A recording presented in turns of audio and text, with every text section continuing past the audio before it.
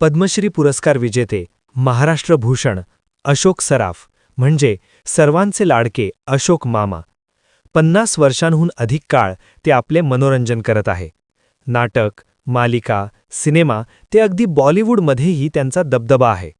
त्यांचा चाहता वर्गही मोठा आहे. पण त्याच अशोक मामांना आता नेटकरी ट्रोल करत आहेत. आपल्याला ठाऊकच आहे की ट्रोलर्स वयाचं, कामाचं भान विसरून टीका करत असतात. ज्येष्ठ अभिनेते सचिन पिळगावकर यांनाही बरंच ट्रोल केलं जातं. आता अशोक मामाही ट्रोलर्सच्या निशाण्यावर आले आहेत. त्याला कारण ठरलंय त्यांनी लक्ष्मीकांत बेर्डे म्हणजेच लक्षा यांच्याविषयी केलेलं विधान. लक्षाने मला नेहमीच फॉलो केलं. विनोदापलीकडे त्यानं काहीही केलं नाही, असं ते म्हणाले आहेत. मुंबई तकला दिलेल्या मुलाखतीत त्यांना विचारण्यात आलं की तुमची आणि लक्ष्मीकांत यांची ऑल टाईम हिट जोडी आहे. तुमच्यातील एखादी आठवण सांगू शकता का?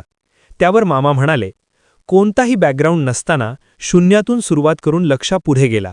त्याने अनेक छोटे छोटे रोल केले. तो एक टॅलेंटेड आर्टिस्ट होता. त्याने केलेले सगळे रोल जर तुम्ही काढून बघितले तर त्याचे रोल हे मला फॉलो केल्यासारखे दिसतील. त्याने स्ट्रेट मला फॉलो केलंय. अर्थात त्याने ते वेगळ्या स्टाईलने केलंय. स्टाईल वेगळी होती, पण एकंदरीत टायमिंग तेच होतं. पुढे मामा म्हणाले, तो फार लवकर गेला नाही तर त्याने बरंच काही केलं असतं.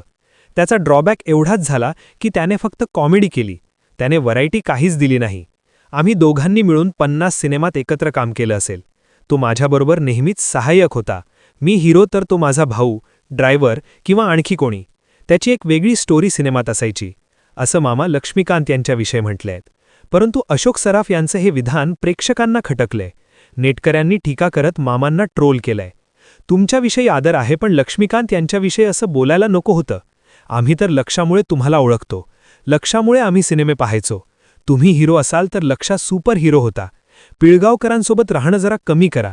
पुरस्कार मिळाल्यामुळे हे असं मनातलं बाहेर येऊ लागलंय, अशा टीका नेटकऱ्यांनी अशोक मामांवर केले आहेत. अशोक सराफ यांनी केलेलं हे विधान तुम्हाला योग्य वाटतंय की अयोग्य ते कमेंट करून नक्की कळवा. आणि मराठी सिनेविश्वातील ताज्या अपडेट बातम्यांसाठी सबस्क्राईब करायला विसरू नका.